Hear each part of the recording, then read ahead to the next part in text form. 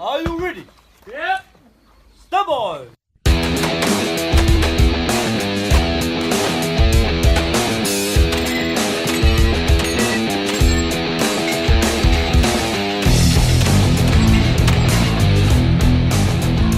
Welcome to the Three Gun Show. I am your host, Dave Hartman. This is episode 201, and I talk with Ryan Reed, who got hooked on Three Gun in 2009. We discuss how the game has changed in that time, knowing when to give up on long-range targets, and how to practice for multi-gun matches when there aren't any club matches around you. This podcast is brought to you by LAG Tactical. I've been using LAG gear for 3 years now, and I just got an upgrade into their new for 2018 MCS mag pouches. MCS stands for Modular Carry System and is a two-piece design that fits most double-stack 9 and 40 mags and most AR mags. That means I can loan gear to someone in need on the range, even if we're shooting different guns. I've been using these pouches for many matches now, and they've been great. I like that you can choose the retention based on what is required by the stage, Speed Demon or locked in tight. I've been shooting the low-cut Supernova holster as well, and it has been a dream. They make it in a mid and high cut too if you're into that, but I'm digging the low cut, super fast draws, and plenty of retention when you need it. Check them out, lagtactical.com, and use code 3GS in all caps to save yourself 10% when placing an order. This podcast is brought to you by Breda USA, Italian shotguns that are the best in the world. And this is a shotgun tech tip from Team Breda. Hey, this is Dave Hartman from the Three Gun Show, and we have Josh Tarrant of Team Breda, and he's here with a shotgun tech tip for you. Josh, what do you got? Today we're going to talk about shotgun stance. Stance is incredibly important to be able to shoot a shotgun well, manage recoil. So first up, we're going to start at the feet. You want your feet wider than shoulder width apart. If you're right-handed, you want your left leg further forward. You want about 75% of your weight on your left leg, weight over the balls of your feet. You want to have a nice forward lean of your spine. Shoulder the shotgun, roll your shoulder forward to cradle. And that'll help you ride the recoil and get back on target faster. That's another shotgun tech tip with Josh Tarrant from Team Breda. Thanks, Josh. Check out Breda's B12i 3-gun ready inertia-driven shotgun at bredausa.com. That's BREDA. Welcome, everybody, to the Three Gun Show. As I record this, I just got back from TriggerCon in Washington, which was a ton of fun. Really cool range day, really cool exhibition, a lot of consumer show stuff, industry show, just a lot of fun. I got a bunch of great content while I was out there, really good interviews, and you're going to love them. For the last couple of months, I've had help in booking guests for the podcast, and we've got content for months right now, so stay tuned for even more awesomeness in the future. But on the TriggerCon front, thank you for Vortex Optics for making that happen for me. Got to hang out with all the Vortex peeps for the range day in the booth at the show, and many of you came by to say hey, which was really cool. I really enjoy seeing all of you in person, putting a face to the Instagram name and all that stuff. So anytime you see me on the range or at a show or something like that, be sure to say hey. Let's snag a picture and we'll do it for the gram. And speaking of help, I've engaged a designer to get more awesome Three Gun Show apparel out for you guys. I've had a lot of requests for some cool stuff, and it is coming. Three Gun Show patrons get first crack at apparel, so if you want to be the most stylish person at your match, be sure to sign up at patreon.com/3gunshow. That's Patreon. Now on to the show. Ryan Reed has been in the game for nearly a decade now, and he's seen a lot of changes in matches, his game, and his practice. I really enjoyed this chat with him because several people come into the game, burn really hot, and burn out fast, and Ryan has a very well thought out method for choosing the matches that he shoots that minimize time away from the family and maximize fun, which I think contributes to his longevity. You're going to learn a lot, so enjoy this one with Ryan Reed. Ryan, welcome to the Three Gun Show. Hey, Dave. Thanks for having me. It's good to have you, man. I'm excited to chat with you here. We got to briefly talk on the mics just a couple of months ago at Vortex Shooter Source, and I got some feedback from the audience. They're like, "Hey, who is this guy?" So we're gonna do a little dive into Ryan Reed here. Oh, sounds great. Sounds great. Well, I figure we start off with just kind of your personal background. Like, what do you do when you're not shooting? Who's Ryan when he's not at the range? So I'm a registered nurse. Been a nurse for almost 20 years. Got my bachelor's degree when I was probably early 20s. Started working there. Married, 2 kids, 2 boys. So when I'm not working, or the limited time I do get to practicing, spending time with them, they're both involved heavily in soccer and just different sports, various activities. My oldest is 12. He plays guitar, soccer, different clubs through his middle school. So my wife and I kind of just take turns running him around. Yeah, you're in that taxi phase. Yes, definitely. Well, especially school just ended a few weeks ago and it hadn't stopped. We're still running him around soccer camp. He started in strength and agility training last week, so running him there. Yeah, getting him, just kind of help him out a little bit, build a little bit of athleticism and stuff, and get him moving, not sitting on the couch playing PlayStation the whole time. Yeah, that sounds like the typical summer, right? A lot of PlayStation, a lot of couch. Yep, absolutely. And kind of get him out of that, get outside, do some stuff. So, well, did you do high school sports, and was soccer your thing? Actually, I know nothing about soccer.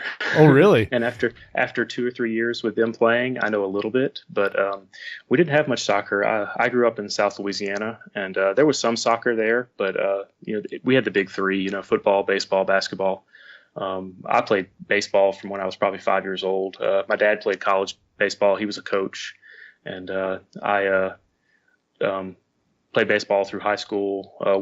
Tried to play a little college, ended up breaking my hand my senior year, right when I graduated, during playing summer ball, and was kind of set to walk on at one of the schools, and ended up being in a cast, missed walk on.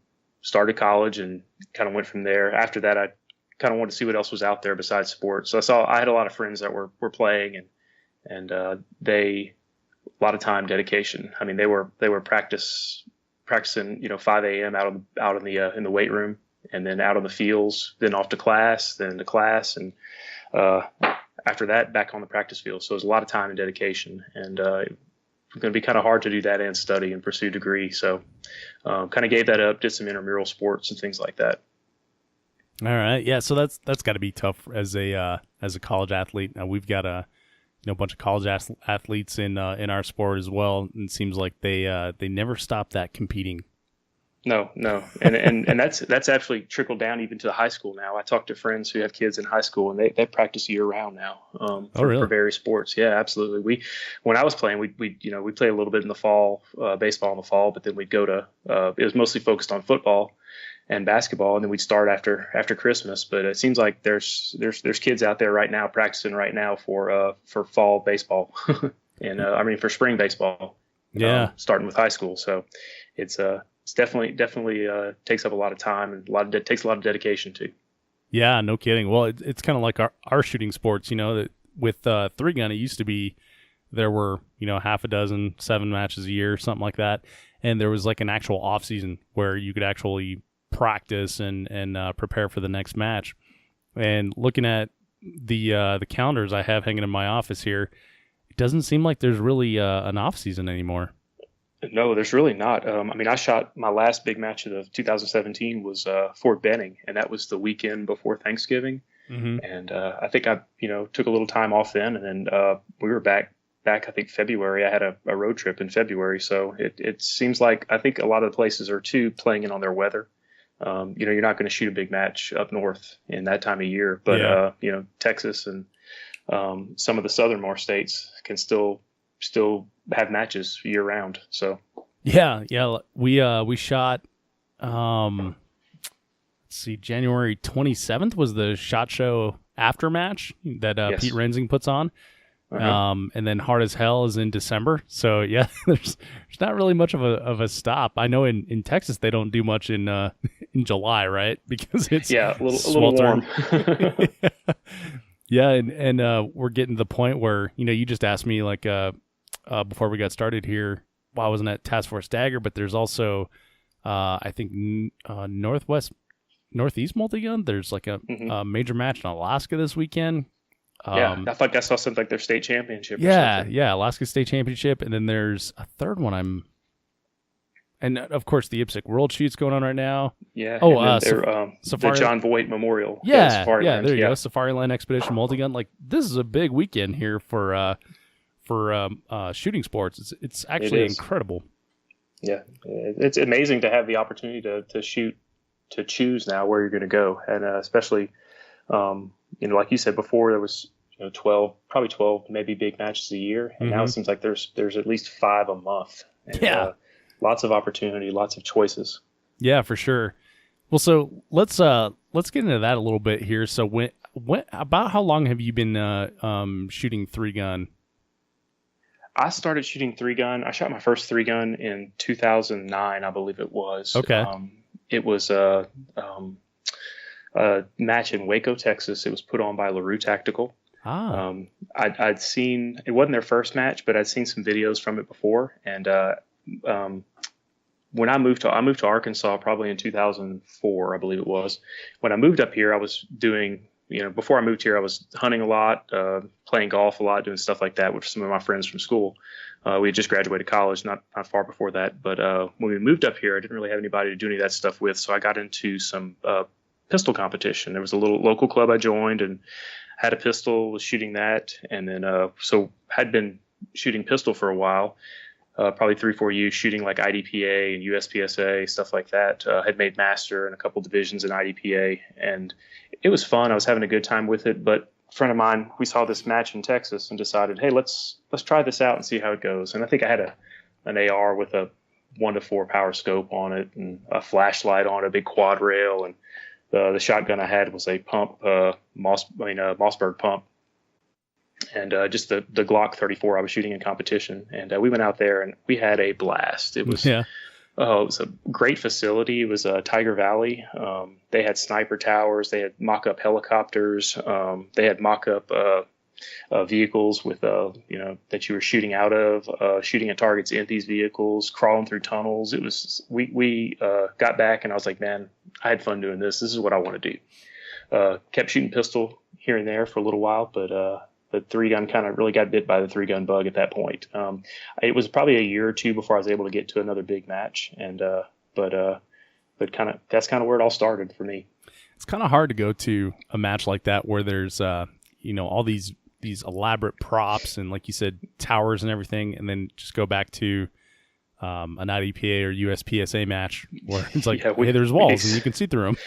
Yeah, we shot a stage where they had a breacher door set up where you had to use a round of birdshot to break through the lock, and then you kick the door in and you go from there. It's kind of hard to go back to shooting, an 18-round IDPA stage after that. Yeah. Yeah, exactly. The adrenaline rush wasn't quite there anymore.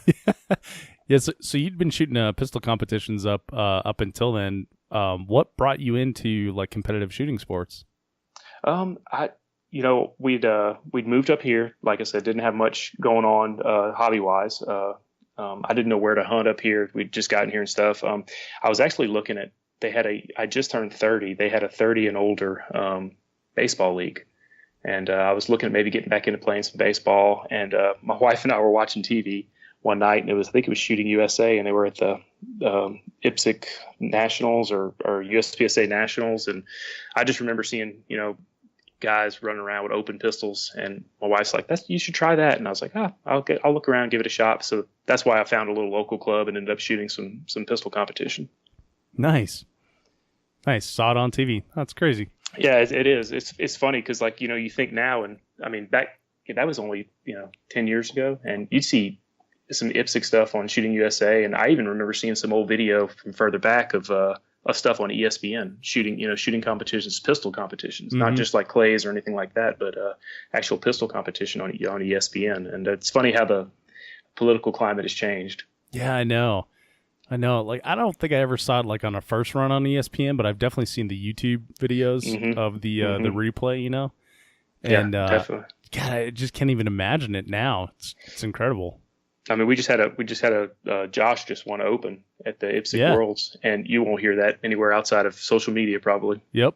Yeah, it's kind of sad. Yeah, it's really disheartening, especially for all the people that I know and that I shoot with and that have been on the show and that I communicate with, and they've dedicated like a large part of their life to mastering their craft, and it just falls by the wayside on any kind of media out of social. It's pretty incredible. Yep. Yeah, but I guess that gives the Three Gun Show a reason to exist, and that's one of the inspirations to start this. Is there is no sort of voice for the shooting sports outside of I don't know, specialty deep cable channels, Mm-hmm. Yeah, so. Absolutely. And YouTube searches and things like that. But it's great that you're out there and you're getting people. I mean, I know people that listen to your show that don't even shoot 3-gun. Oh, really? Or they shoot it occasionally. Yeah. That's cool. Yeah, I'm always surprised when I run into this kind of makes me feel bad sometimes, actually. When I run into someone's like, yeah, I listen to your show, don't shoot 3-gun, I shoot IDPA or I shoot USPSA. And then it always goes through my head like, oh, crap, like I make too many IDPA and USPSA jokes on the show. Well, they've been around for a while. They're used to getting made fun of somewhere or another. They believe me, they dish it out for 3-gunners too. Oh, I'm sure. I'll go to a USPSA match and they're like, now remember, Ryan, you got to hit the A. You can't just put 2 in the D and move on. You're not going to get enough points from that. So yeah, exactly. I love it. All right. Well, as long as we all know that we're kidding and good fun here, we can all get along, because the shooting sports are shooting sports, and it doesn't matter which one you choose as long as you're out there doing something cool. Oh, agreed, definitely. All right, so you shot your first match in 2009. When you got back on the horse and shot another match, what kind of changes did you make? Like, what did you learn from that first experience that you thought, okay, well, next time I'm going to do this. I'm going to do it different. So the shotgun was the biggest part. Yeah. That shooting the pump was tough. Shooting a pump and loading the way I was loading, I was actually had caddies. So it's back those old 4-round California competition caddies. Yep. So just trying to master that. I remember watching videos from like Kurt Miller and guys like that who were loading 8 rounds out of those things in 4.5 seconds or so, and just trying to get that good old strong hand load down or weak hand load with those things, getting as many shells in the gun as fast as you could, and getting another shotgun. I tried, the pump wasn't the most efficient thing for the game. So right when I got back, I bought, I think it was like a Remington 1187 from a local guy that he'd already had his short barrel extended tube on it. But that gun had caveats with loading. It's got a button on the lifter you got to push, so a little slower, and it's so much machinery inside operating the shell release that you can't take as much metal out as you can like on a Benelli or guns like that like we run now. So I guess just trying to get more work on the loading with the shotgun. Now my rifle too, that was something we have a range out here. We shoot out to 600 yards, but about 200 was about the furthest I shot that gun, and we shot out to 5 at that match. So it was kind of learning a little more about how to shoot long range, and learning too that just because it's a long range target and it's a 20-second penalty or so doesn't mean you have to hit it. Should you spend 40-50 seconds trying to shoot a 20-second target, or should you just move on? Yeah. kind of knowing when to give up the battle. That's a tough one. Have you figured out that balance yet? Because I still struggle with that. It's hard. Like, even we shot a UML match a couple weeks ago, and there was I guess you got to kind of know your sport and know what your plan is and include that in your stage plan. But a lot of guys were shooting shotgun on the stage, and you're having to do a load. I think it was around 12 rounds to finish the stage out. And I was like, well, I was just going to shoot pistol, but there was this one target kind of far away. But I knew that if you missed this target in this UML game we were shooting that day, it was only a 4-second penalty for a miss. So what I did was I picked my one spot to clean as much pistol out as I could, and turned to that target and gave it 3 good shots. Didn't get it, moved on and left it. And so that was kind of the plan, was kind of knowing when to surrender and when to give up. Yeah, kind of built in my stage plan on that stage. That's a very tough one to do when it's on the clock. So you like to do it in your stage plan, like this is the amount I'm going to spend on that target. But you can say that all day in the stage plan, but when you get on there, it's like, oh, one more shot. Oh, I know I can get it. One more shot. I've heard that, God, 1,000 times. Oh, yeah. Not just from myself, not me talking to myself, but also from other shooters. I knew I just missed it. I could see it. One more shot. And the next thing you know, you're timed out. Yeah, for sure. Yeah, I did that a lot when I was first starting, and it was always on. I don't know. I guess shots that I wasn't confident on. I couldn't look at them and say like, oh yeah, that's something I've done before, something I've seen before. Mm-hmm. And then you just spend all the time in the world trying to shoot it, for ego or for whatever reason. When the smart move is just to move on. And I try to impress that upon like new shooters I see on the range when I go to like club matches or something like that. Mm-hmm. And the look on people's face when you say, throw a couple shots at it, well aimed shots, and if you don't hit it, mm-hmm. move on. Mm-hmm. And then they'll invariably come back with like, well, why would I move on? Exactly. Yes. Some people, it's you're out there to compete and do well, and sometimes giving up doesn't fit into that mental aspect of it. But sometimes you have to. Yeah. Because you'll end up just digging yourself in a deeper and deeper hole. Oh yeah. Especially if it's like the rifle's the first portion of a stage, and you're sitting there banging away at this 450 yard target. And it's funny because sometimes I've had stages where you get you got a 10 target array all the way out to 5, and you hit 500 no problem, but it's like this weird 337 yard target you just cannot hit. Yeah. And knowing that you still got 20 pistol targets after this, so you got to get moving, you got to get done. I guess it's sometimes just kind of knowing when to say when.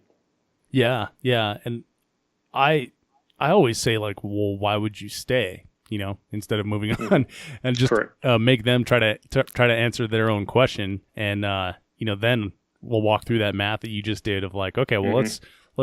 let's look. We've got 11 pistol targets and 9 shotgun targets. That's 20 targets right there. It's 15 mm-hmm. seconds for failure to engage, and then mm-hmm. on top of your 180 second timeout, and then we start to do the math, and it's like, oh, you can see the light bulbs I understand.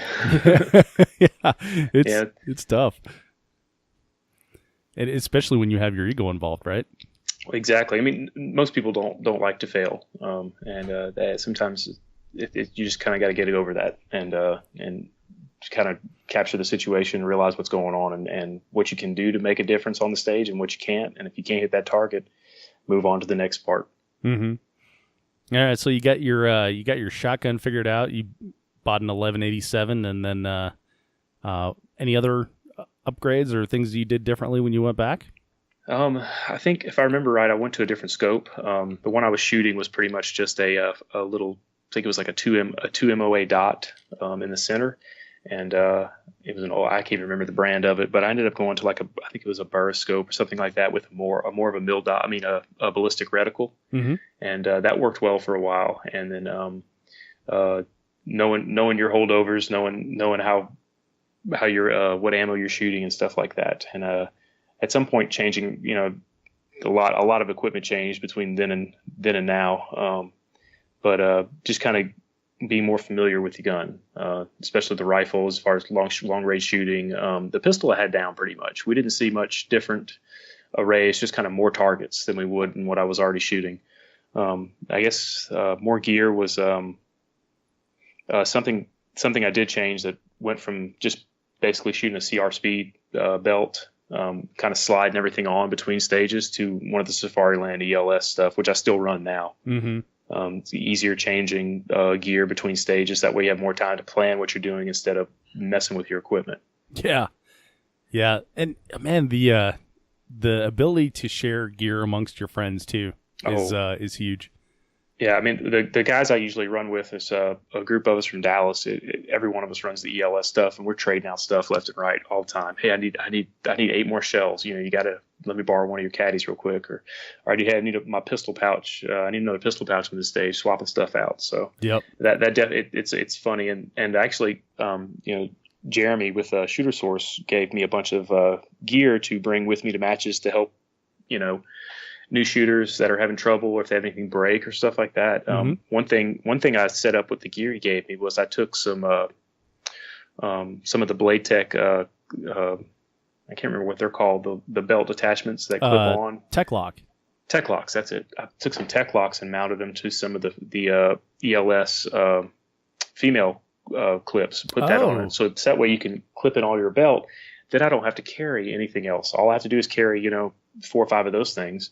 And if someone needs to borrow my stuff, they're more than welcome to. Here's an adapter for your belt, and you can use my equipment. So that's a great idea. I didn't even think of that. I carry that to local matches too. Like we had one yesterday. A guy was asking me, "What do I need to buy? What do I need to do to this?" I said, "Well, here, my advice I always give is check out several different things, because with our sport, a lot of the equipment's very expensive, and I've bought several things and end up not using them over the years. So I always recommend people try it out, see if you might like it or not. So this kind of gives people that option. So a guy called me and he used some of my stuff this weekend, and he was going to end up with some carbon arms caddies to load shotgun with after the weekend. So cool. That worked out pretty well.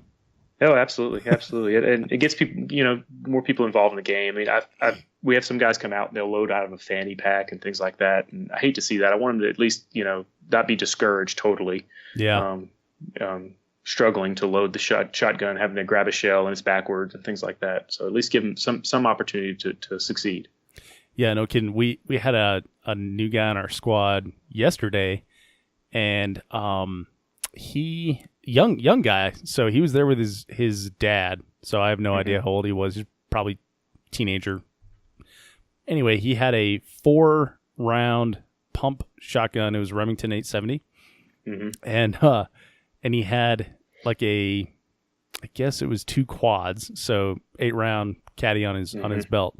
And it just happened to be the day that they let me set up an all shotgun stage with 31 rounds of bird shot. I was gonna say, it sounds like he's going to run into a 30-round or more stage. Yeah, exactly. Yeah, so 31 rounds of bird shot and 3 slugs, and it was kind of like, Can we help you out here? And I always ask people if they want advice or if they want help or whatever. So I went up to his dad and I'm like, "Hey, do you mind if I offer to let him borrow a semi-automatic shotgun?" And he's like, "No, that's fine." So went up and asked the kid, and I was shooting a pump shotgun because I'm getting ready for the Colorado State match, which I'll be shooting a pump division. And so sweet. It's kind of a big change, but.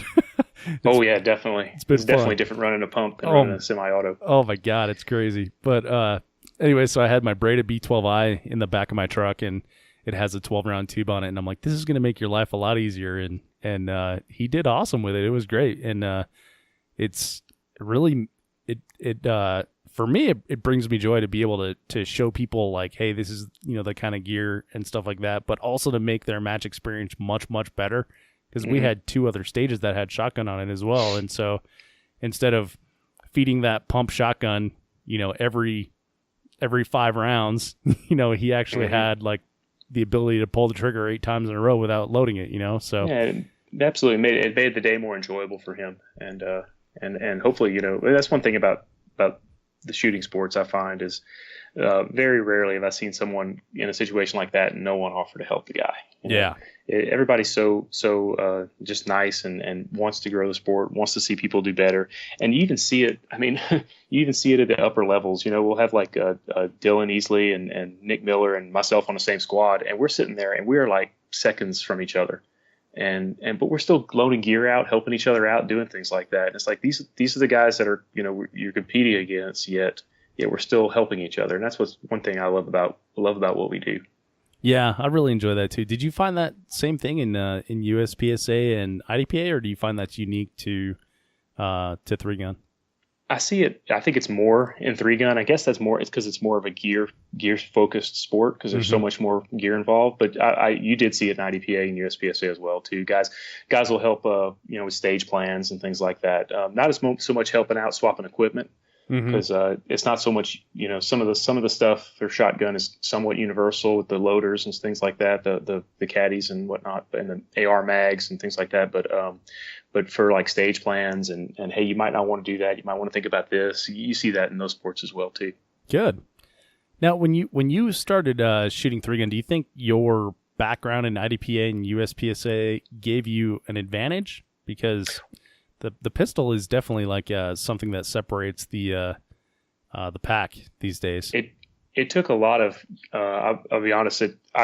Once I started focusing on 3-gun, I kind of left IDPA behind because back then it was they had cover and limited round count. You couldn't drop mags out in the open, things like that. It was kind of stuff that wasn't.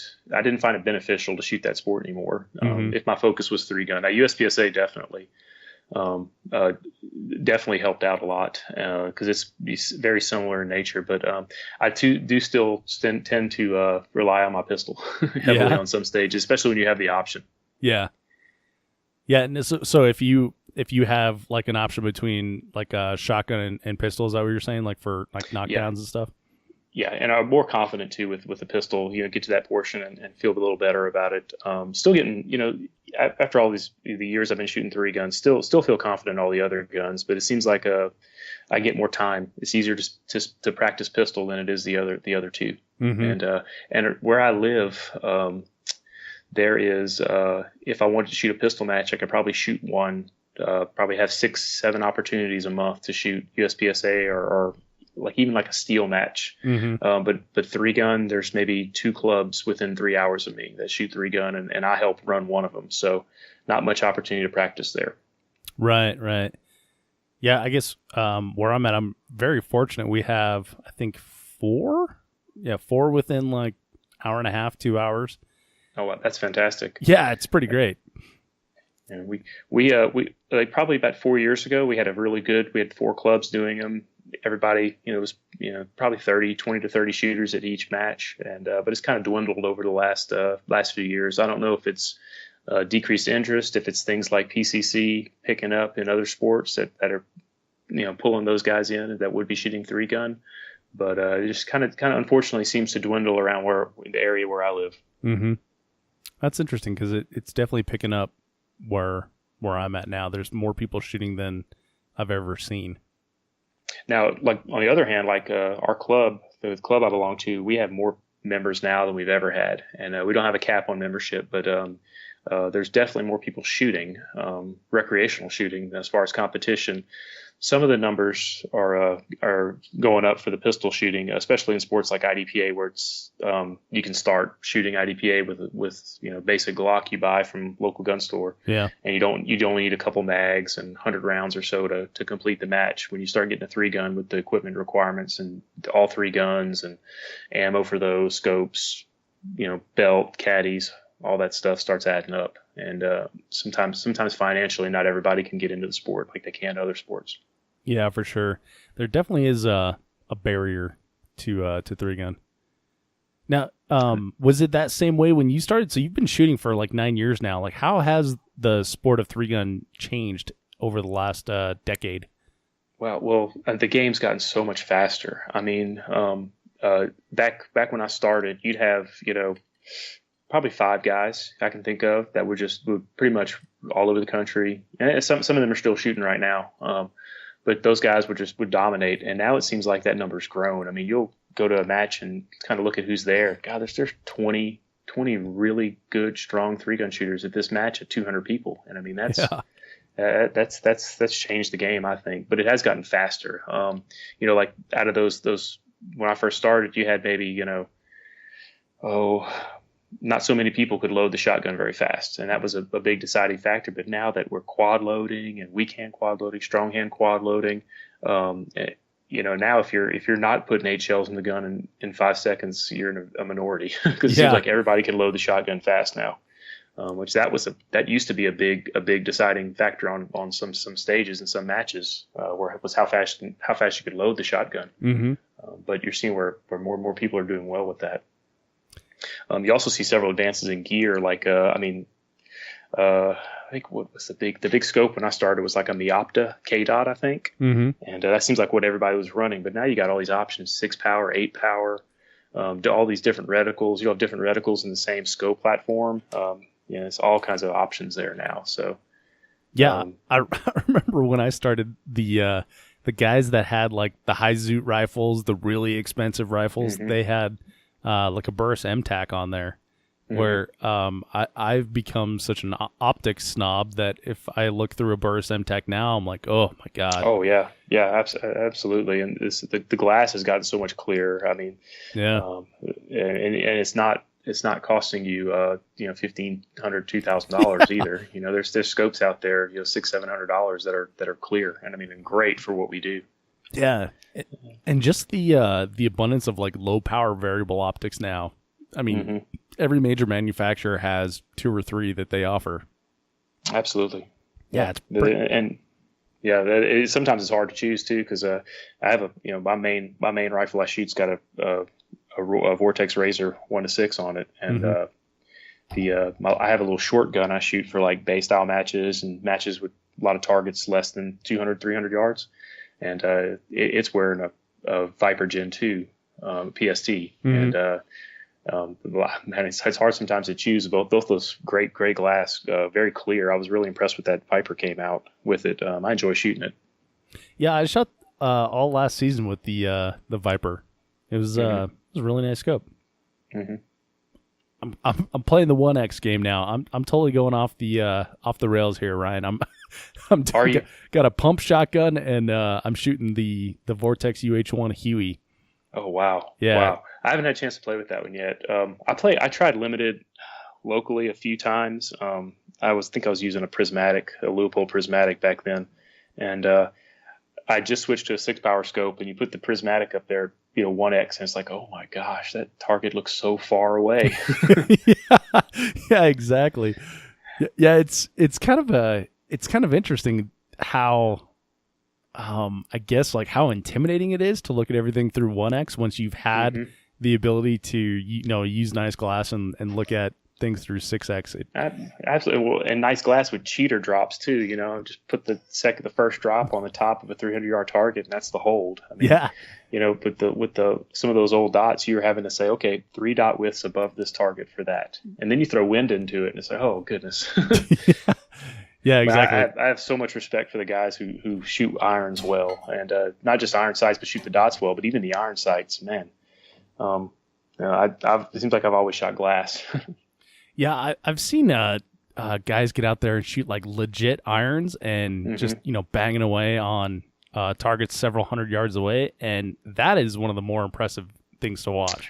Yeah, we've had a couple local guys come out and we'll shoot like shoot an M1A or something like that and heavy, and or even like an A2 AR-15, and most of those guys have had military backgrounds and spent a lot of time on the range qualifying and stuff like that, so they love those sights. Yeah, I shot the Wyoming Governor's match last year, and their limited division was irons division, irons. You could not have a dot or a prismatic or anything like that. And the guy that won limited division was on my squad, and he had like a 14.5-inch rifle, legit iron sights, and was just smoking through it. You couldn't even tell from the sounds of the gunfire that he was shooting irons. It definitely wasn't limiting him. No, not at all. It was really impressive. Yeah, it's pretty cool to see that, but yeah, you don't see real irons anymore. It's just all red dots now. Yeah. Not many matches have a true iron division. Yeah, and when they do, people complain about it. Yeah. yes, they do. Yeah. Well, so the game's faster. Obviously, gear has changed a lot over the years. What other differences do you see nowadays? There's so many more options. I mean, so many more, not just rule formats or venues, but I mean, there's both of those. I mean, you can shoot now 3-Gun Nation rule set. They still have some of the outlaw rule sets, like I started out shooting, and but now you got UML coming with different rules, and but you got like we said earlier, it's maybe a dozen matches, 8 years ago, where now it's 30 matches a year that are out there. So you have options to choose, if you want to travel halfway across the country, or if you just want to go 3 hours away to this one. And it definitely, more people in the game has helped the sport, and it's growing it. And that's great. It's really great. I find sometimes that there's like, the abundance of options tends to bring out like fear of missing out in me. Yeah. How do you choose the matches that you go to? Well, I usually say I don't fly to any matches. I'd like to save the money I'd spend flying on shooting more. So I usually drive, say about 8 hours, about the furthest I'll go, where it's kind of good where I am in the Little Rock area. That 8 hours includes the Austin area. Could get me as far east as Kentucky, Fort Benning out in Georgia. I haven't gone much further north than Kansas City and some of the Missouri matches, but it's a good place to sit there and go. So I look at distance. I look at kind of watching videos. So like I watched a couple of Task Force Dagger videos this weekend, and that looks like a fun match. That might have to be on the calendar for next year. It might push my travel limit a little bit, but it might be worth it. So it looks like a fun physical match, which is great. Yeah, it definitely does. Yeah, when you talk about your 8-hour radius, that makes a lot of sense. When you put it that way, especially where you're located at, because there's a ton of matches within that 8 hours. Oh, there are. It's a great place to be for if you don't mind driving like that. And I usually drive. I've got a little diesel car that gets like 40 miles a gallon. You can fit all my stuff in it. It makes it kind of tough though when you go to a lot of these natural terrains. So I still will drive my big 4-wheel drive truck if I have to go to one of those places. But something where I could either meet up with someone and throw some stuff in their truck, or makes travel easier too. It reduces the time you have to take off of work. So some matches I've taken off a little early in the afternoon. I can still get there, before 8 or 9 o'clock at night. So. Yeah, do you do that leave on Thursday, drive all night thing, walk stages on Friday? Kind of. Sometimes I try to leave if it's a 3-day match, like a Friday, Saturday, Sunday. Try to leave Thursday morning early. Take the kids. I usually take our little ritual, take them and get donuts before school, and take them to school. Visit with them one last time before I leave, and then hit the road by 8 or 9 o'clock. Usually get to most of those before 5 o'clock, and get to see some stages that afternoon. Try to see the stages we're going to shoot Friday and Saturday, and then kind of fill in some of the downtime looking at the other ones and doing a little recon and seeing what's going on with them. Gotcha. So you're banking on the efficiency of walking ranges and walking stages and trying to save that time rather than getting that extra day out there on the range. Yeah, absolutely. And now sometimes I have left take the Thursday off, but end up leaving Wednesday afternoon after work and driving halfway and have a stopping point. Like that's what I did for Fort Benning last year. Drove to somewhere in, I think it was North Mississippi or North Alabama, and stopped there, and then made the rest of the trip in the morning. That way, I got to see all the stages on Thursday when I got there. Other than pistol skills, or maybe pistol skills is your answer, do you have a unique ability in 3-gun? And I guess stages that involve a lot of running, and fortunately I do work out and try to stay in shape. So some of the more physical stages, running, climbing things, stuff like that, kind of like to keep like those because I don't have a problem with covering a long distance and still having enough reserve to make some difficult shots and things like that. Now, do you specifically seek out like the open terrain or the big matches like that where you're covering a lot of ground? I do kind of like those. Those are my favorites.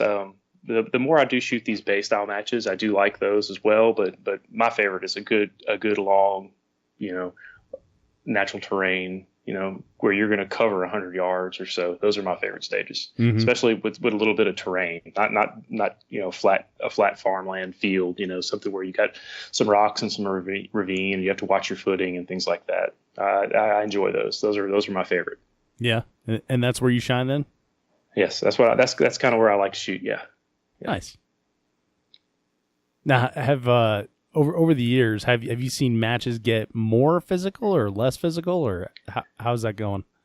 Well, it's I think the more the growth we've seen, the growth I've seen in just in my limited time in the sport has been I've seen more of the bay style stages, and I guess that makes sense because that's a lot easier for some clubs and places who have ranges and stuff, because most of them are set up in pistol bays and things like that. Mm-hmm. So that's where I see most of the growth. But I mean, I remember some of the older matches, watching those on TV when some of the footage and coverings, things like that, and a lot of physicality. It's always been a physical sport. I mean, even the old, going back really old school in the '80s with the Soldier of Fortune matches, you hear about some of the guys talking about, and those were pretty physical matches, physical stages as well too. Yeah. That's what drew me to 3-gun over pistol sports, I guess. I mean, obviously that you could use a rifle too was a big one, but Mm-hmm. I like the physical part of it. It really appealed to me. One part I liked about it too when I first started was a lot of these companies would had defense contracts, so they'd have stuff out there that you don't normally get to play with. Like that first match I went to, there was a minigun. Yeah. So every competitor got 50 rounds off the minigun and a turret, which not very many people have that opportunity. You'll go out to some of the military-based matches, and they'll have belt feds, and I've got to shoot some simulated grenade launcher rounds, things like that. Sweet. Yeah, pretty cool stuff like that. That's you don't see that as much anymore, but that's kind of one part of the sport I do miss. So sometimes it was on the clock, which did kind of some people might have an advantage in that if they've done that before, but that is kind of something I do miss from the sport. You don't see it much anymore. A lot of companies were trying to push their product. I mean, we've shot everything. I remember there was a 338 Remington rifle we shot one time at Fallen Brethren at to like 600 or 800 yards, and I remember you broke the shot and you were standing up getting ready to engage targets, and you'd hear that ping in the background that you hit it. Pretty nice. Cool, not being on the gun, and you still hear your impact, but. They had some other full auto stuff they brought out, so that part of the sport, that's kind of changed that I do miss. Yeah. Because I grew up a kid in the '80s. I grew up GI Joe, so I'm just happy I'm at 40 still running around playing GI Joe on the weekends, having fun shooting 3-gun. Heck yeah, that's perfect. Yeah, I kind of I don't miss that because I never experienced it, but I remember watching like a lot of the early 3-gun nation coverage, and they're doing this exactly what you're talking about, shooting miniguns and automatic rifles and stuff, and you don't see that. And I think it was exactly what you said, is that there was a lot of complaints that it was an unfair advantage for someone who had shot one in the service or something, but I think we're missing out now. I want to shoot some cool stuff. I know, definitely. I miss. There was one stage it was pretty cool. It was like it was one of the Texas 3-gun matches. You had to kick down a wall, and it was simulated like a beach landing. And they had forgot what kind of AR it was, but it had an HK grenade launcher underneath it. And they had a piece of plywood at about 50 yards, a marking round. And so you had to kick this platform down, and you stand there and just shoot this grenade at it. And if you hit the plywood, you got a 5-10 second pit bonus or something like that. So that was pretty cool. That sounds awesome. Actually, I'm in my office. I still have the spent cartridge from that marking round I fired too. I got to hang on to that. Hell yeah, I love that. See, that's the cool stuff. Do you remember where you finished at that match? That one, it was like inside the top 20, somewhere around there, top 20, somewhere 20, 25, something like that. But you definitely remember the marking cartridge. Oh man, I'll always remember that. Yeah, that was pretty cool. Yeah, that's such a cool thing. Well, so over the years, you've probably thrown a lot of rounds downrange in preparation for matches and everything. How has your practice changed from when you started out to now? How has it evolved? Practice. So when I first saw like a big change in performance and stuff was back when I was shooting pistol, and my work schedule was a little different. I was working 12-hour shifts. I had every Wednesday off. So I would go to the range on Wednesday morning, and I would shoot a lot of 22. I had a little conversion kit for my Glock and spent a lot of time just a lot of lead down range with 22. And then my schedule evolved, and I had Fridays off. So that's about the time when I started shooting 3-gun. So pretty much Fridays I'd go out to the range and burn through a couple hundred rounds with each gun, and just kind of focusing on drills and just getting more volume, a lot of trigger time. And but lately now I have an 8 to 5 job. So and the kids are older now, so it's a little harder now. I usually right now I go to the range probably once every 2 weeks, and it's usually in the afternoons after work, which unfortunately can't do when the time changes because it's usually dark at that time. Yeah. But what I do now is I focus on just since I don't have much 3-gun to shoot around here, the skill I tend to lose is transitioning from one gun to another. Mm-hmm. So what I'll do is set up a stage with like 2 pieces of steel and a couple pieces of paper, and you start with the pistol, hit the steel twice, each one, ground it, pick up the other gun, transition to that, and shoot another array of targets. But something like that, just getting that fluid motion of changing from one weapon system to another, a transition. Try to keep that fluid, try to keep that current, and then I'll do some other stuff. With spending a lot of time, don't put a lot of rounds down range, but we'll do like a lot of those transitions even within the gun. So like I'll set up a couple pieces of paper and I'll shoot 2 rounds at it, run over 10 feet and 2 more rounds at it. Just, trying to get to where you're entering a position shooting and exiting a position shooting, just work like that. Mm-hmm. So I like that. It's like a economy of rounds, right? You're trying to get the most out of very few rounds. Yeah, absolutely. Get as much done before I have to get home and start helping with homework and getting dinner ready and doing all the dad stuff. So now, have you always had like that economy mindset, or did you start out just like flinging rounds downrange willy nilly?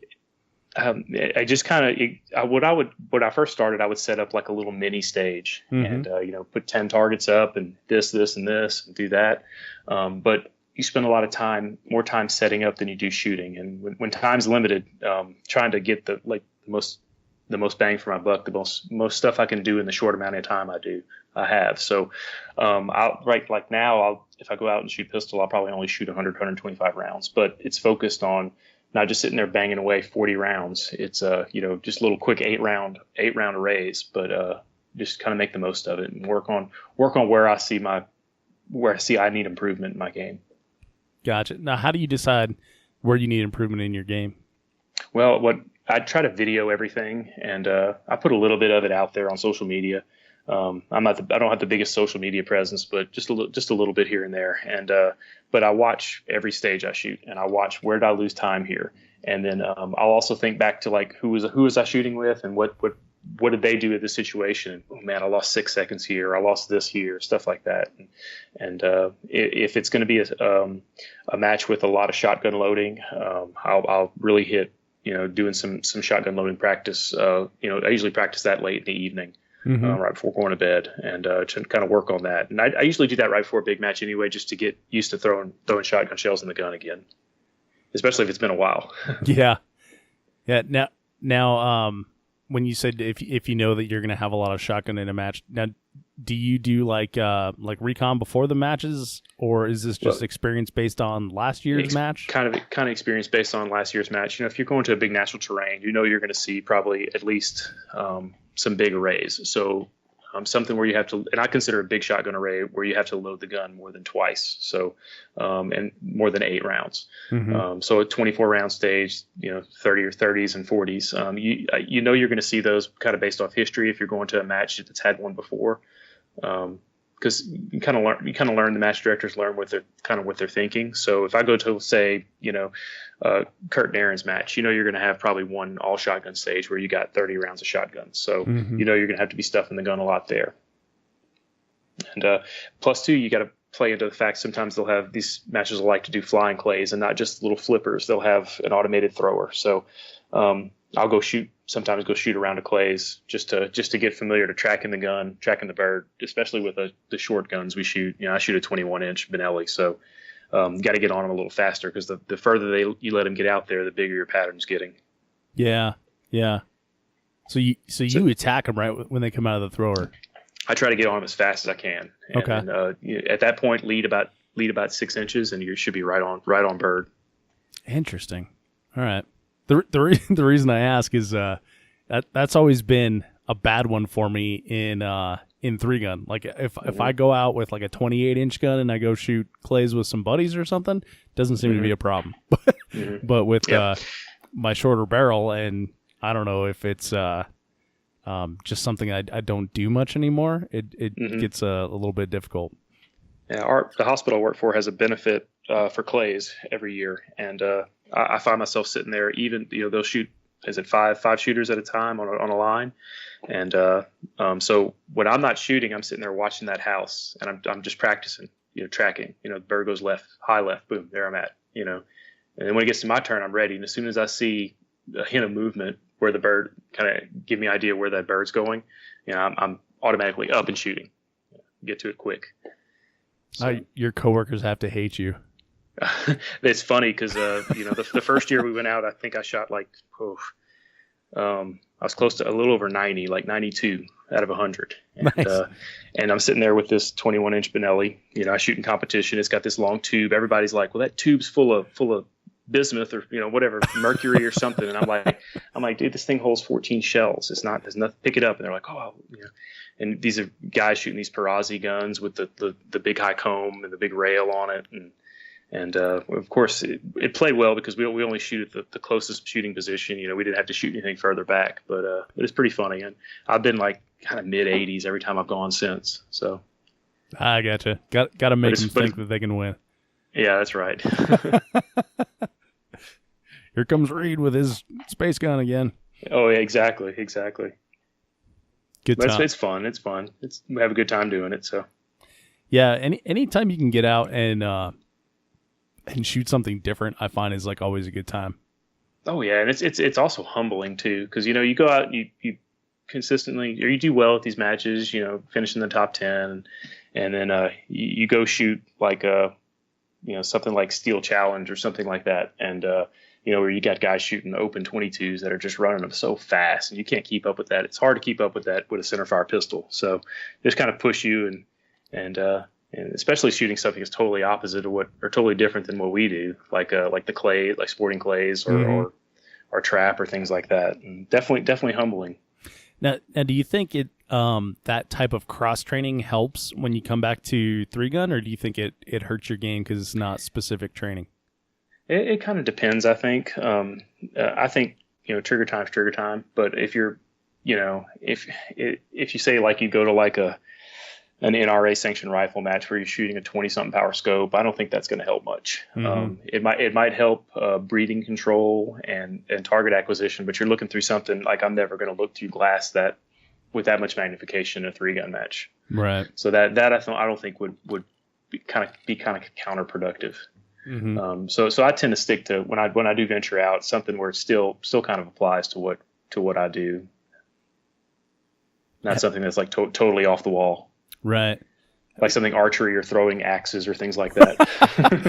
Yeah. Grenade lobs. Yeah. It's funny.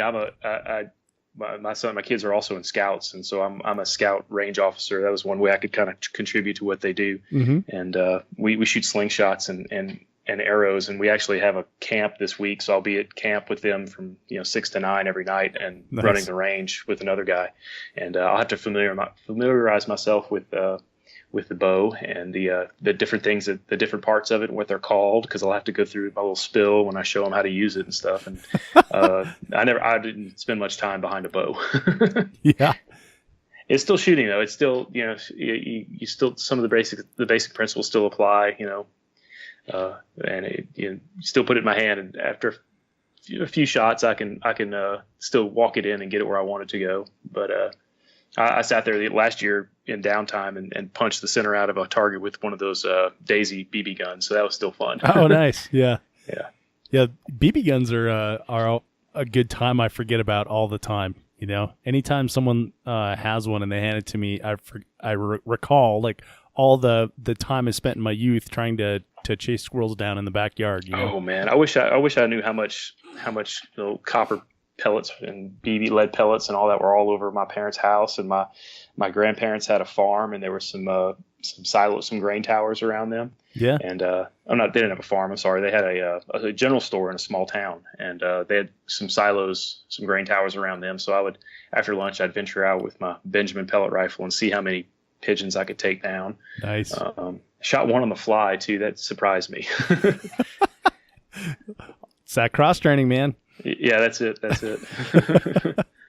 Well, as on the same topic of cross training, is there anything that you're shooting lately that's not 3-gun that you're enjoying? Let's see. Right now, my next match is a pistol match. It's our Arkansas section pistol competition for USPSA. So I've been shooting limited heavy. I mean, not heavy. I'm sorry, major. So shooting major, and that's a little different than shooting our little 9mm rounds we pop at 3-gun. So getting used to the recoil, having to slow down just a little bit, and actually get those alphas and not shoot so many Charlies and Deltas and Mikes, but working with that. And so that match is next weekend. I'm going to shoot that, hopefully do well. I've been limited section champion last few years, so have fun doing that. But then I'm going to start training for some PCC. I'm going to go to the Lucas Oil PCC match in August, and so get refamiliarized with my JP, and hopefully have fun with that. I'm looking forward to that one. That looked like a good match last year. I wasn't able to make it, but this year I'm going to give it a shot and see. Very cool. Yeah, I got the opportunity to shoot it last year, and it was a kick in the pants. I also had a JP that I borrowed, and man, it was so much fun. It was my first all PCC match, so I didn't feel like I was missing out of shooting the rifle caliber carbine, as I like to call it. But it was actually a ton of fun, and it totally changed my mind on PCC. So I think I think it's anything that brings more people into our sport and in a positive manner is good. I think PCC's done that. It's brought more people in to shoot. It's kept people probably who've been shooting pistol for a while and maybe are looking for a change, or they're getting a little older and it's easier to see a red dot, and they don't want to spend the money on an open pistol, as far as not just the pistol, but the ammunition costs and things like that associated with it. And, buying a cheap 9mm rifle. I mean, so many companies have them out now that snag one up and still spend the same amount of money you're paying for ammunition, but you've got a rifle. It's easier to shoot and easier to see targets with the red dots. Yeah, definitely. Now, I got a question for you. I've been chatting with people about divisions lately because I'm doing this experiment where I'm going to go shoot the patrol division at the Colorado State Championship, which again uses a pump shotgun, limited rifle, and then basically a limited type pistol that's not double stack, single action only. Do you feel that adding new divisions like PCC or carry optics as an example, do you think that brings more people in, or do you think it gives diversity to the options of the people that are already in the pool? I think it does a little bit of both. You might have guys who are kind of more the tactical mindset that are shooting these Glocks with buried RMRs, things like that I don't compete because I can't use this gun. Well, now they have a division for it, so they're actually able to put some rounds downrange on a timer and do something they wouldn't normally do. But it also adds more diversity as well to the sport and gives people more options. They might not want to run with the 200 people that are in TAC ops. They might want to feel their own calling and shoot something different. Kind of gives them that option. Yeah.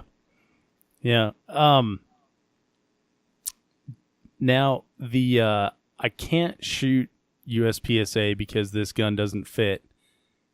Now you can shoot USPSA because the gun does fit once carry optics is in there. Are those people coming to shoot?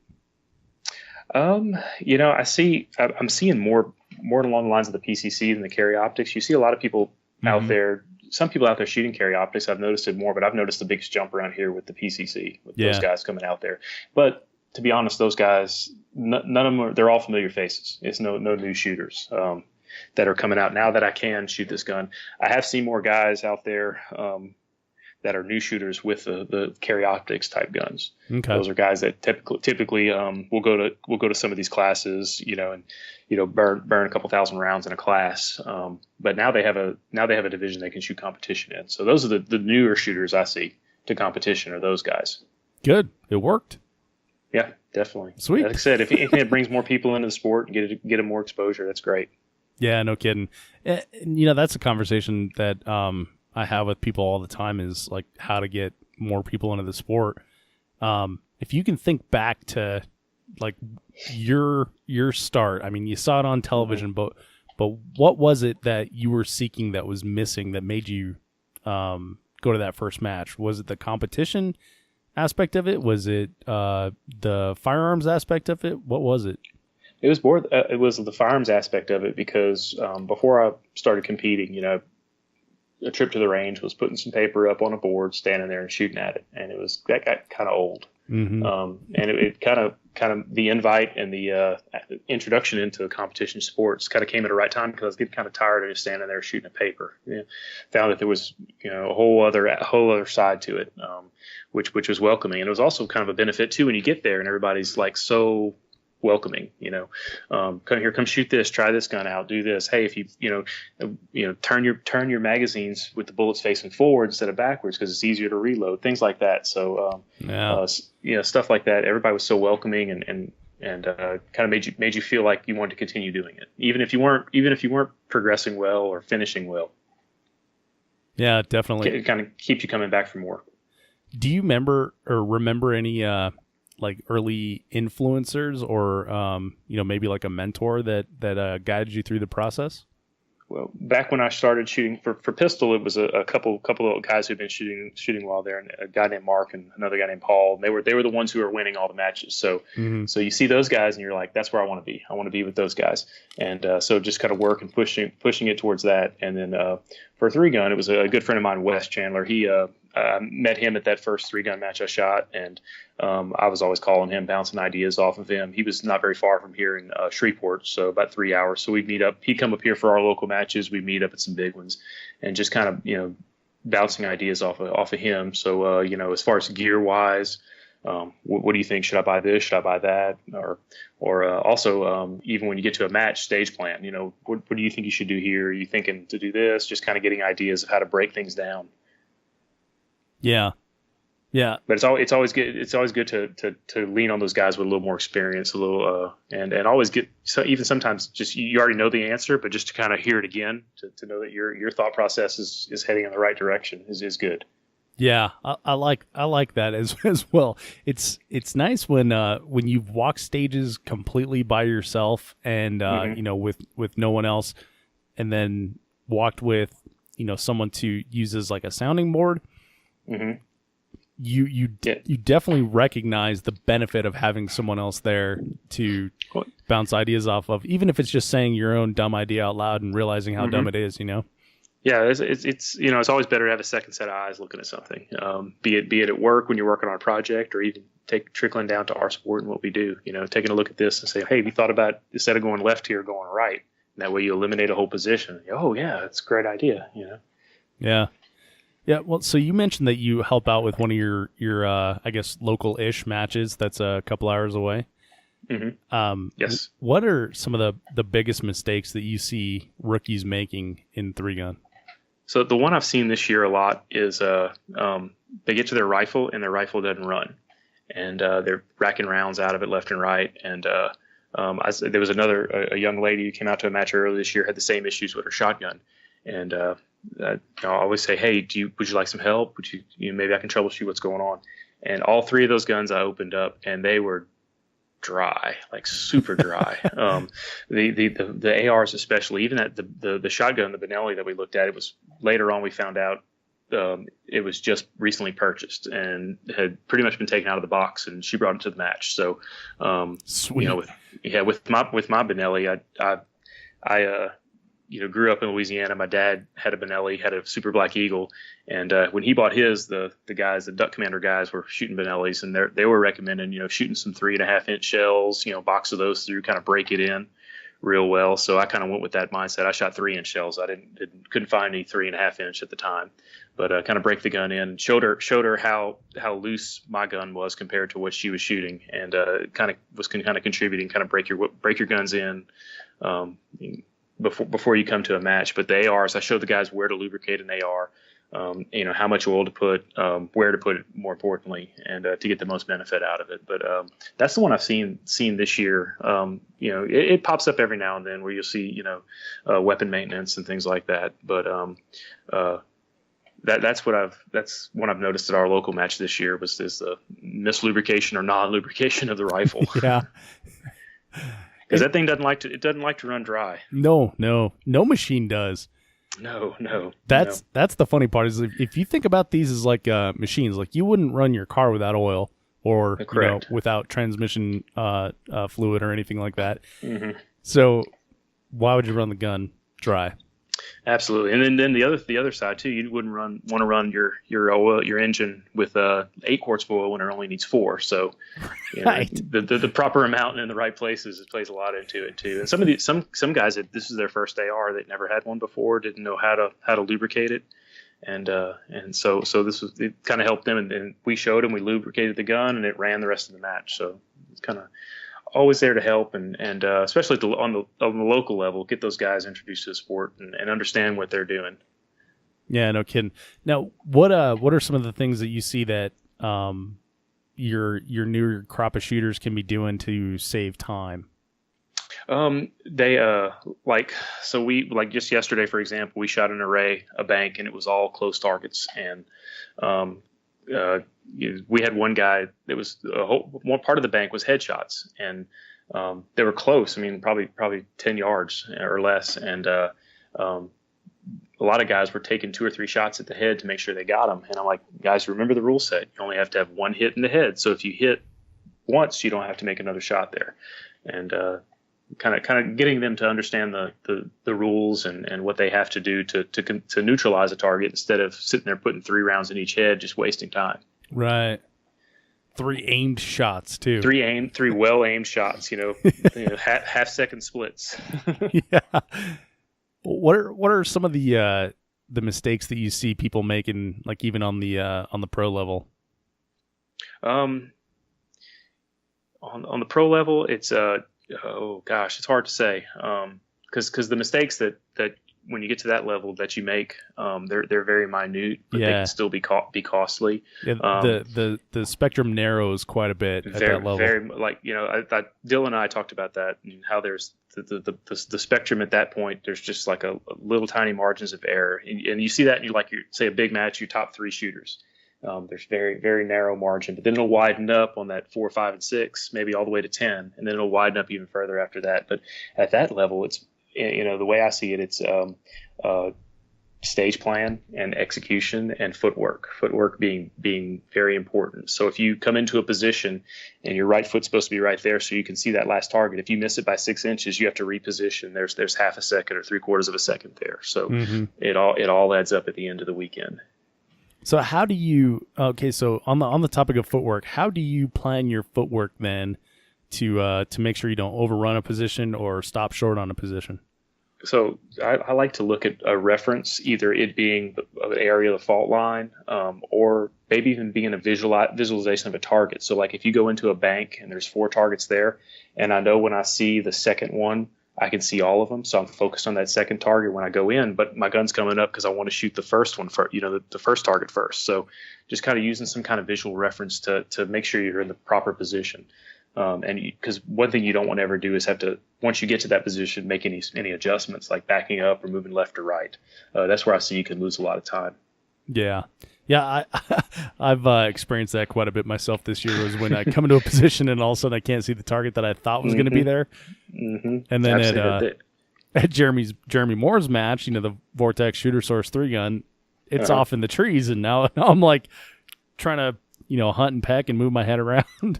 Well, so what's funny about natural terrain matches like that too is you might on Thursday look at a stage and say, "Man, I can only see that target from here." Mm-hmm. And you shoot the stage on Sunday after another 100 and something people have put, a lot of lead through that area, and all of a sudden you see the full target.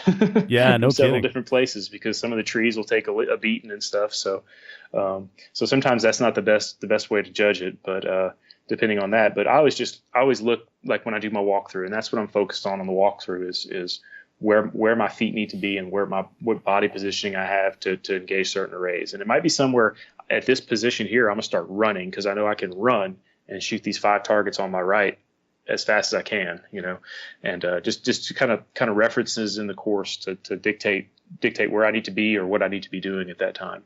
Mm-hmm.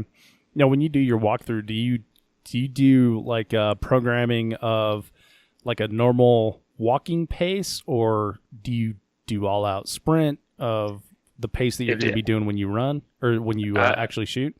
I'll usually, when I first come to a stage, I'll do a walk and count, like how many targets there are and what, to idea, because I'm thinking in my head, either reload the pistol, hopefully not reloading the rifle, there's that many rifle targets, but or reloading the shotgun specifically, where your loads need to be and your gaps and where you have the opportunity to put rounds in the gun. And then, so that's a really slow pace. And then as the more times I walk it, the faster I get to where it's maybe once at full speed, and you get an idea of how those targets are going to be presenting themselves. Because if you walk a bank of targets, they present themselves a lot differently than if you're running. So I always like to do kind of a full speed or like a close to full speed run just to see how they're going to present themselves to you and kind of be prepared for it. I gotcha. Now, does that change then when you go to like an open terrain match?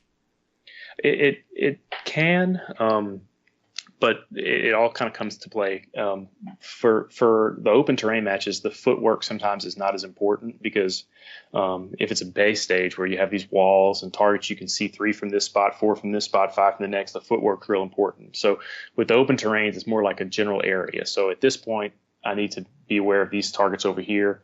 I don't need to go any further because I don't want to break the 180, but so I want to be well within that 180 when I shoot these, and just kind of be cognizant of what's where you are in the shooting area, because some of the natural terrain ones have a big, wider berth and it's a little more forgiving. Yeah. But you still might have parts of the stage where a lot of these guys, ladies match directors, are great about sticking that one clay behind a tree where you can see it from this one place. So you just kind of look for those targets and identify those and kind of focus in on those difficult presentations and kind of pre-program those where you're going to get those.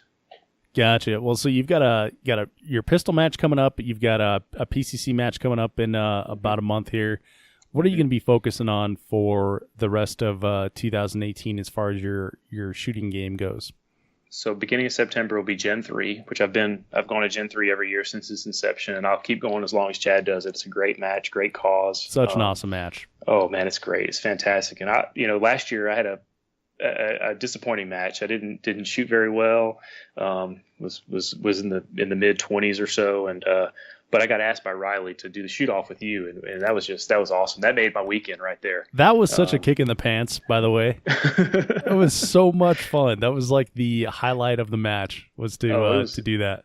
It was a blast. And y'all, I probably didn't tell y'all. I went to the hotel and took a shower, and checked out and came back out to the range. And I was in my, just some khaki shorts and some little, flip flops and a t-shirt. And they're like, Riley's looking for you. He needs someone to shoot in the shoot off with him. And I was like, oh, okay. So I had to go find my belt and unpack my pistol, load mags, do all that stuff. But I was like, you know what? I wouldn't trade it for anything. It was great. I had a blast doing it. Hopefully he'll select us again, or someone else will. We'll get to do it this year. Yeah. When let's see, I think it was, who was that? I want to say it was Tiffany Overland, but it might have been someone else who snagged me and said, hey, Riley's looking for you. I was like, are you sure you're talking about me? That's what I think what I told him. I said, man, the way I shot this weekend, you must be desperate. No, that was such a great time, though. So for people who are listening and are like wondering what we're talking about, so there was a Generation 3 gun is a match that raises money so youth can shoot other matches, which is really cool sort of concept. And all the juniors at the match shoot for free, and they all got put into a shoot off, just kind of like a rifle, pistol, shotgun shoot off, but it's a team shoot off, and the juniors get to pick 2 other shooters, adult shooters, for their teammates. And Riley Croft picked Ryan and I. It was a good time. Oh, it was fun. Yeah, I love that format. Like, I've never seen that before, and it was such a kick in the pants. I didn't see anyone out there with a frown on their face that was watching or shooting. It was just much fun. Oh, and it was fun just to see the it's all fun and all that, but it's just still the competition come out, and you do this because everybody's strategic planning and stuff and how they're going to execute, and then it not go well, and everybody behind them laughing at him, making fun of him. This was great. It was great. It was great. I mean, y'all were giving me grief about the one pistol target I missed, and I'm sitting there. Riley shot 24 rounds at 6 plates, and y'all are giving me a hard time about one pistol plate. Yeah, exactly. Well, but he shooting the rifle. He did have the harder thing offhand plate rack at that distance. But for sure. Offhand plate rack in the shoot off is always the equalizer.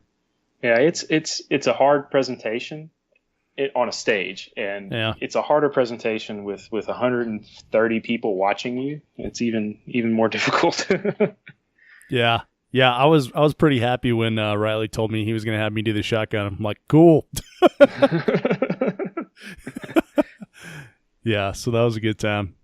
Yeah, so I got Gen 3, and then after that, there's a match in Oklahoma on the military base there at Fort Sill. So I went last year. It was a good match. I'm going to try to hit that one up this year. And then it'll be Fallen Brethren back in Texas with Jim Smith. I missed the first year Jim did his Fallen Brethren match, and I've been at every one since, and that's always a great match. Let's see. After that, it'll be Fort Benning in Georgia, and shooting that one as well too.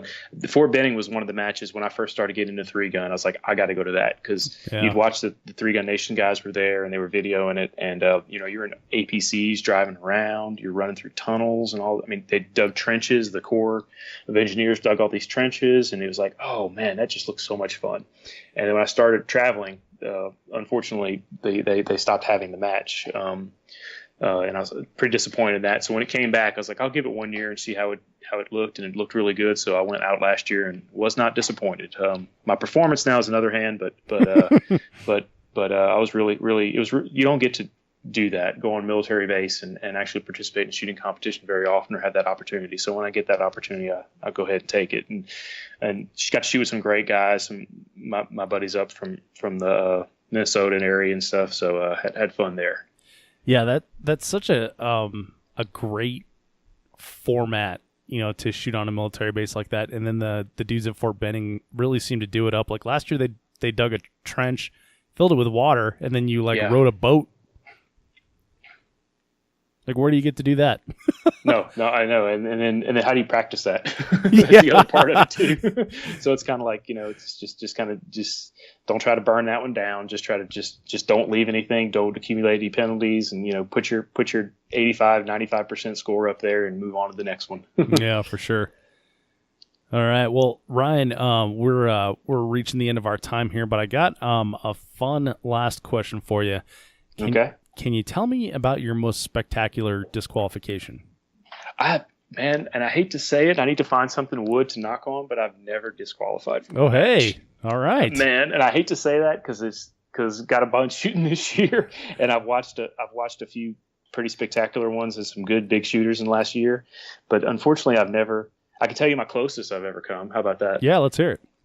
So it was at Fallen Brethren probably about 4 or 5 years ago. They had a stage where we ran downhill and shooting the rifle.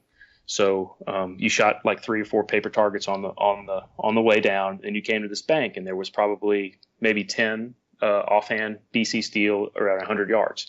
And and this is actually on YouTube too. I put it on there. But nice. I get down to the end of this thing, and I start shooting these rifle targets, and I'm going 1 for 1, just hitting them, and just something doesn't feel right. The weight in my body doesn't feel something. I could tell something was off. And about this time, I hear that dreaded sound. That's Velcro letting loose, and it's my entire belt coming off. And the rest of that stage was probably 16 BC steel for pistol. 30 yards, 40 yards being the furthest. And I was shooting 40, so I had 21 rounds in my gun. And I was the whole time I'm thinking, oh gosh. So I put my hand down and I pinned my belt with my right elbow. I'm a right-handed shooter, and I think I had 3 or 4 rifle targets left, and So I'm pinned in this awkward position, and I go finish those 3 out, ground my rifle, waddle over to the bucket, and draw my pistol. And when I draw my pistol, the belt lets loose, and I've lost both my spare mags. I got 1 mag in the gun, and I'm like, all right, front sight time. So was able to finish the stage. I think I had maybe 3 rounds left in the gun. Oh, nice. And it was probably, I think I was like, it was one of my better finishes of this match too, on the stage wise. But yeah, came close to losing the pistol on that stage. Oh man. But it was fun. I remember the Ting Sung was a friend of mine. He was actually running the stage when we finished it. He was like, that was a great recovery. I thought you were done for on that one. But now, was the peanut gallery laughing while this is all going on, or were they gasping? I think they were all gasping, and at the end they were laughing because the belt goes tearing off and all that stuff, and someone comes in, hey, you might need this for the next stage, joking around, doing what we do, but yeah, that's my most memorable, closest. I've had a few dump barrel bounce outs that have been kind of scary, but the gun settled, and that's one thing I don't do a lot of is aggressive grounding with the gun. I've seen too many guys get too aggressive and get sent home for it, but I'd rather take an extra half second, make sure it's gone before I make sure it's safe before I move on. Yeah. I noticed that about myself. I was getting too comfortable just tossing my guns in there. And then our buddy Dylan, had his spectacular bounce out. And so I've taken that upon myself to fix lately. Yeah. I spoke to some of the Vortex guys, asked me to talk about 3-gun tips for new shooters, and that was one of mine. But something I could think of is, I've never heard someone say, God, if I'd have grounded that gun faster, I'd have won that stage. I know. But I've heard several people, have their picture at Dairy Queen or whatnot after because they did ground the gun too fast. Sure. 2016, I shot, I want to say like 3 matches, maybe it was only 2. On a squad with Nate Staskowitz. And one thing I noticed is that guy, he treats his guns like they're the only ones he's ever going to have. Like he sets them down very gently. He puts them on the bottom of the bucket. He never drops them. And Nate probably does that faster than anybody that's throwing guns too, because Nate doesn't do anything non-fluid. He's exactly very, very smooth. And I think when you asked earlier about practice, that's another thing I do is practice grounding guns. And when I do my little brief transition, work on, as you're getting rid of one, putting it down gently, but coming up with the other one. So you're actually, gaining time there. So you're not wasting any additional time. You're combining movements, right? Yes, absolutely. Absolutely. It's kind of doing two things at once. Yeah. So don't spear Chuck your shotgun. All right, Ryan. Well, this has been a great time, dude. I appreciate you taking the time out from your Sunday and your dad duties to chat with me on the 3-Gun Show here. This has been a great experience, and look forward to doing it again soon. Well, thanks for the opportunity, man. It's great talking to you as well. Absolutely, Ryan. Well, good luck in the rest of your season. Hope to see you on the range soon. Absolutely. Thank you, Dave. Before you take off, be sure to head on over to 3gunshow.com/episode 201 for links to things that we discussed in the podcast. Also, while you're there, leave a comment if something Ryan said sparked some interest in you. Anything you want to have a discussion on, go ahead and comment there or on the Facebook post, Instagram, etc. While you are there, consider supporting the 3-Gun Show on Patreon. I'm working with several companies to bring some special discounts to Patreon members in the next few months, and some other cool incentives. And like I said, first crack at apparel. So Patreon supporters are the cool kids. They get all the benefits, and I appreciate those who support the show. So patreon.com/3gun show. That's Patreon. This podcast is brought to you by Armalite, the original. Armalite rifles put the AR in AR-15. The rifles themselves come with 1-8 twist barrels, match barrels, 18-inch or 13.5-inch with a 15-inch or 12.5-inch handguard, Timney trigger, Luth AR stock, adjustable gas system, tunable comp, a patented tunable comp. This thing's ready to go right out of the box for a 3-gun. with no additional modifications other than putting on a nice optic. I myself use a Vortex Viper PST 1-6 when I'm shooting TAC Ops or their Spitfire when I'm shooting limited. Check them out at armalite.com. Quick reminder that if you enjoyed this episode of the podcast, subscribe in iTunes, Google Play, Podcast Addict, or wherever you get your podcast content, so you will always get the very latest. Thank you so much for downloading, listening, and subscribing to the show. I'm Dave Hartman, and I'll see you on the range.